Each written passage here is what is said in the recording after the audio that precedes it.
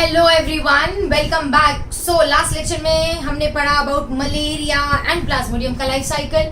चलते हैं और एक प्रोटोजोन डिजीज पर जिसका नाम है amoebiasis. Okay, so amoebiasis is nothing but amoebic dysentery. Okay, अब ये जो अमीबिक डिसेंट्री है, वैसे डिसेंट्री मतलब पेट खराब, और ये डिसेंट्री बहुत सारी चीजों से हो सकती है। बैसिलरी डिसेंट्री होता है जो शिगेला स्पीशीज से होता है। ये जो अमीबिक डिसेंट्री है that is caused by Entamoeba histolytica. So Entamoeba histolytica is the causative organism and it is a protozoa or we can say it is nothing but a protist. Okay, अब ये जो तुम्हारा Entamoeba histolytica है ये basically किधर जाकर परेशान करता है? ये हमारे डाइजेस्टिव सिस्टम को परेशान करता है, स्पेशली कोलोन को परेशान करता है। तो ये कोलोन का डिजीज है, मतलब ये डाइजेस्टिव सिस्टम का डिजीज है। ओके, अब ये जो एंटामीबा हिस्टोलिटिका है ये हमारी बॉडी में जाता कैसा है? ये जाता है through contaminated food and water. So the main thing, how does it spread? It spreads through contaminated food and water. तुम बोलोगे मैम फूड एंड वाटर कैसे कंटामिनेट हुआ? याद रखो, अगर किसी इंसान के अंदर एंटामीबा हिस्टोलिटिका है तो एंटामीबा हिस्टोलिटिका एक इन्फेक्शियस फॉर्म है जिसको हम बोलेंगे cyst. Okay, so entamoeba histolytica exist inside the cyst और in the cyst form this cyst will be present in the stools of the infected individual। मतलब जिसको अमीबिक डिसेंट्री है उसके पॉटी में रहेंगे ये सिस्ट, और ये सिस्ट अगर किसी ने ओपन में डिफिकेट किया है तो हमारे मच्छर मक्खी तो बड़े प्यार से ये सब लेकर आ जाते हैं हमारे खाने के ऊपर। That is how the food and water gets contaminated. In fact Entamoeba histolytica एक ऐसा ऑर्गेनिज्म है जिसके सिस्ट क्लोरीनेशन से भी खत्म नहीं होते हैं। तो हमारे घर में जो पानी आता है ट्रीटमेंट करके, अगर वो सिर्फ क्लोरीन वाटर है या क्लोरीनेटेड है तो it will not be killed. तो हमें फिल्ट्रेशन, सेडिमेंटेशन, बॉइलिंग ये सब करना चाहिए। ओके, ये कब कॉमन है? Of course during rainy season, क्योंकि तब सबसे ज्यादा वाटर कंटामिनेशन के चांसेस होते हैं। It will also spread if unhygienic practices are maintain. मतलब तुम कवर्ड फूड नहीं खाओ या गंदी जगह से खाना खाओ, right? So unhygienic practices can also lead to this. अगर ड्रेन्स क्लीन ना हो और ड्रेन का वाटर मिक्स कर दे तो again this can cause Entamoeba histolytica, that is amoebiasis. Okay, अच्छा, अब अमीबियासिस की सिम्टम्स क्या है? As I told you, it is going to affect the digestive system. So the symptoms will quite a lot will be related to the digestive system. Digestive system में dysentery हो रहा है मतलब diarrhoea हो रहा है। डायरिया मतलब पतला पॉटी हो रहा है, तो बार बार पॉटी जाना पड़ रहा है, फ्रीक्वेंट स्टूल्स हो रहा है। ओके, अच्छा, उसके अलावा होगा फ्लैटुलेंस। फ्लैटुलेंस मतलब गैस भर जाएगी, ब्लोटिंग होगी बहुत ज्यादा और पेट में गैस भर जाएगी। ओके, इसके अलावा जो पॉटी हो रही है, दैट इज जो स्टूल्स पास हो रहे हैं, वो स्टूल्स में म्यूकस या ब्लड भी पाया जाता है। So mucus and blood is found in the stools of the infected individual. So generally diarrhoea होगा, पतला पॉटी होगा, फ्लैटुलेंस होगा मतलब गैस भर जाएगा, पेट में ब्लोटिंग होगा, mucus and blood will be seen in the stools. इसके अलावा ये जो एंटामीबा हिस्टोलिटिका है ना, कहीं से इंटेस्टाइन दैट इज कोलोन से निकलकर लिवर में चला जाता है और लिवर को डैमेज करने लगता है। लिवर में इन्फ्लेमेशन होता है और उसको हम बोलते हैं हिपैटोमेगाली। हिपैटोमेगाली मतलब बड़ा होना और हिपैटोसाइट मतलब हमारे लिवर के cells. So it will infect the liver and it will cause hepatomegaly. It will also cause acute liver abscess. Okay, that is acute liver abscess. अभी व्हाट इज एब्सिस? एब्सिस मतलब liver में क्या होगा? Pus formation. So there will be pus formation that can be seen in the liver. Okay, अब हमने ये तो देख लिया कि भैया ये कैसे स्प्रेड होता है, बट ये जब स्प्रेड होता है तो हमारी बॉडी में एग्जैक्टली कहाँ जाता है और क्या करता है, that is what we need to C.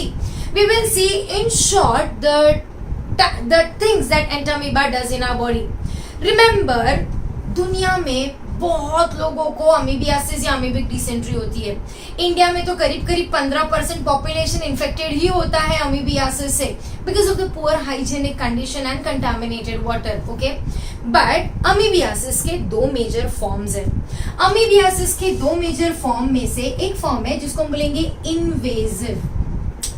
Invasive वो टाइप है जो सिर्फ 10% लोगों को होता है या बहुत ही कम पाया जाता है।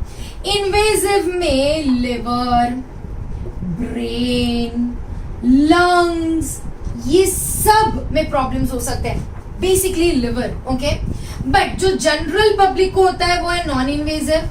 नॉन इन्वेजिव में 90% टाइम्स नॉन इन्वेजिव होता है, ज्यादा कुछ नहीं होता है, पेट खराब होता है, थोड़ा सा पतला पॉटी होता है, and stools has a lot of cyst, that is entamoeba histolytica का cyst। okay, अब देखते हैं ह्यूमंस में ये किस तरह से जाता है। याद रखो, the one type which is infective, okay, the one which is infective is the cyst form।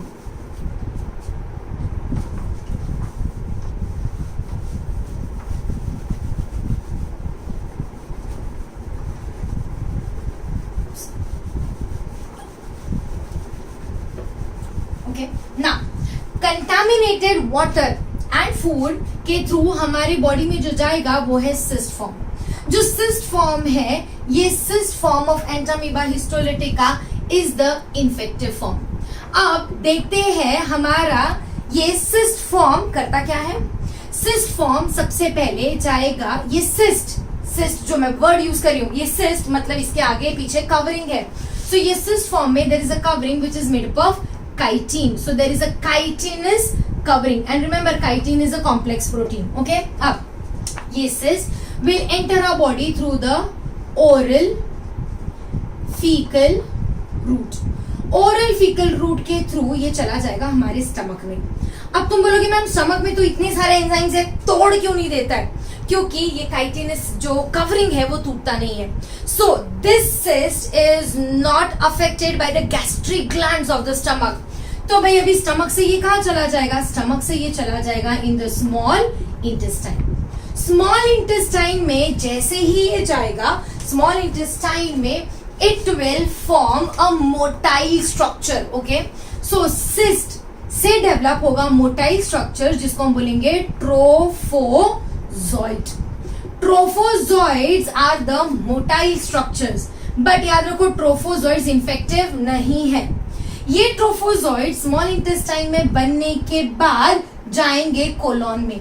Colon मतलब हमारा लार्ज इंटेस्टाइन का पार्ट, यहाँ पे जाएंगे ये इलियोसिकल सैक में, जो हमारे स्मॉल इंटेस्टाइन और लार्ज इंटेस्टाइन के बीच का एक छोटा सा पैच है। ओके, अब कोलॉन में जाने के बाद ये दो चीजें कर सकता है। As I told you, they can follow invasive, okay, और they can be non invasive. So they can be invasive या नॉन इन्वेजिव। अब सबसे पहले देखते हैं नॉन इन्वेजिव में क्या करते हैं। नॉन इन्वेजिव में ये कोलॉन में जाते हैं और कोलॉन में ये जो ट्रोफोजॉइड्स है ये भर भर के मल्टीप्लाई करते हैं। दीज ट्रोफोजॉइड्स विल मल्टीप्लाई, बट कहां पे मल्टीप्लाई करेंगे? In the mucosal layer. हमारे एपिथेलियम, कोलॉन का जो एपिथेलियम है उसके म्यूकोजल लेयर ऑफ एपिथेलियम में ये जाएंगे और भर भर के मल्टीप्लाई करेंगे म्यूकोजल लेयर में। ओके, अब म्यूकोजल लेयर में ये मल्टीप्लाई करने के बाद वापस से ये जो ट्रोफोजॉइड है ये सिस्ट में कन्वर्ट हो जाएंगे। जब सिस्ट में कन्वर्ट हो जाएंगे तो इस प्रोसेस को हम बोलेंगे एनसिस्टेशन। एनसिस्टेशन मतलब सिस्ट फॉर्मेशन। अगेन सिस्ट में जब कवर हो गए, सिस्ट फॉर्म हो गए, तो वापस से इनको डैमेज करना बहुत मुश्किल है। अब ये कोलॉन से ये जो सिस्ट है ये नीचे उतरेंगे और नीचे उतरकर स्टूल्स के थ्रू आ जाएंगे बाहर, और कई बार म्यूकस भी बाहर आ जाएगा। सो it will come out of the body through the stools which will contain the cyst and they can easily contaminate the other food and water. अब देखते हैं भाई ये इन्वेजिव फॉर्म करता क्या है। ओके, अब इन्वेजिव फॉर्म में अगेन ये कहाँ चले गए? कोलॉन में चले गए। कोलॉन में क्या बने? कोलॉन में बने बहुत सारे ट्रोफोजॉइड।